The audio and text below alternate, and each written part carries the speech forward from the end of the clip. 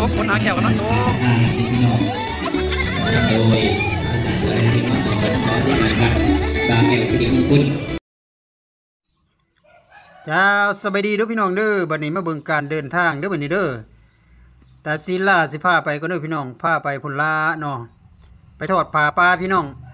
มีจังครูบาอาจารย์หลายผู้หลายคนพี่น้องเต็มรถคันบักใหญ่ โอ้ยมื้อนี้การออกเดินทางก็ถือว่าไปไกลเนาะพี่น้องไปไกลออกไปเขตบ้านนอกเฮาจะไปนี่ก็ห่างไกลจากตัวเมืองไปนี่ก็ประมาณ40-50 กิโลเนาะเพราะว่าเป็นเส้นทางแคมทาเด้อพี่น้องเด้อนี่จะต้องไปตามสายทาเลาะไปพุ่นแหละจนเลี้ยวเห็น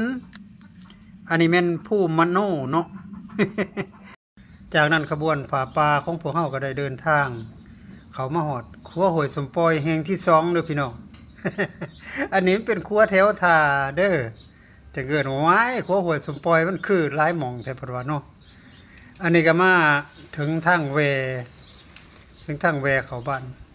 หน้าโพพี่น้อง บ่อนเฮาสิไปนั่นล่ะเนาะตอนนี้ก็พวกเฮาก็กำลังเข้าทางน้อยพี่น้องเส้นทางน้อยไปก็พอดีเลี้ยวเห็นแล้ววัดนะอันนี้เป็นวัดแคมทาเนาะเป็นวัดหนึงที่ว่าบ่ใหญ่เด้อพี่น้องได้มาซอยทางด้านปัจจุปัจจัยเนาะบัดนี้ขบวนผ้าป่าของเฮาก็ได้ลงมาจากรถทัวร์หรือว่ารถบัสเนาะพี่น้อง คันว่าได้หนึ่งก็ว่ารถบัสหรือว่ารถเมล์บ้านเฮาเอิ้นกันน่ะนะพากันลงมากาเกียมมาฮอดก็แม่นสิได้พร้อมกันแฮ่โลดใดพี่น้องเอ้ยเพราะว่าอยู่ในรถทัวร์คันนี้ก็มีเจ้าภาพอยู่3บ้านพี่น้องมีทั้งบ้านศอกว่างบ้านดงคำหลวงและก็บ้านห้วยเนาะนครไกรสอนแขวงสวรรณเขตพี่น้องได้พร้อมเพรียงกันมาทอดผ้าป่าหรือว่าผ้าป่าแลนก็ว่าแม่น พากันมากาเกียมบาดนี้เพื่อเต่าโฮมกันแล้วก็จะได้จัดเป็นขบวนจะพากันแห่ได้บัดนี้ฉะนั้นในกระบวนการแห่ในครั้งนี้เนาะก็มีทั้งบ้านเจ้าภาพแน่พร้อมด้วยศรัทธาออกต้นญาติโยมทางบ้านเขาเจ้าหลายผู้หลายคนมาสมทบกันพี่น้อง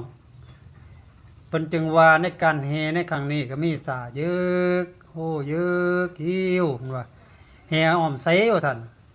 อันนี้แม่นแห่อ้อมสาราคงธรรมเด้อพี่น้องเด้อ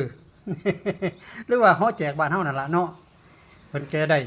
แห่หรือว่าเวียน3หอกขอบ3ที่พี่น้องคือคุณพระพุทธคุณพระธรรมคุณพระสงฆ์นั่นล่ะเป็นเข้าเนาะหลังจากพากันแห่เบิดแล้วจังได้กะเกียมพุ่นและขึ้นทั้งสราห้องถ้ำพี่น้องเพื่อจะได้มีการถวายทอดทานให้แก่พระสงฆ์สามเณรหรือว่าให้แก่ทั้งบ้านเจ้าภาพเพิ่นเนาะจากนั้นครบ3หอมแล้วก็ได้พร้อมกันขึ้นสู่สราห้องถ้ำเนาะทั้งเจ้าภาพเจ้าศรัทธาก็มีการวานผล5แก้วเด้อพี่น้อง นั่นเถื่อเพิ่นก็เว้าบางบอนเพิ่นก็ว่าดอกไม้เงินดอกไม้ค่ำเนาะพากันวานนะให้ออกต้นญาติโยมประชาชนหลายผู้หลายคนละเก็บพี่น้อง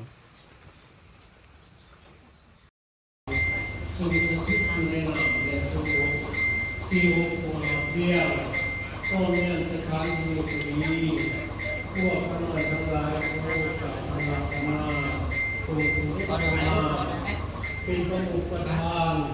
ในงาน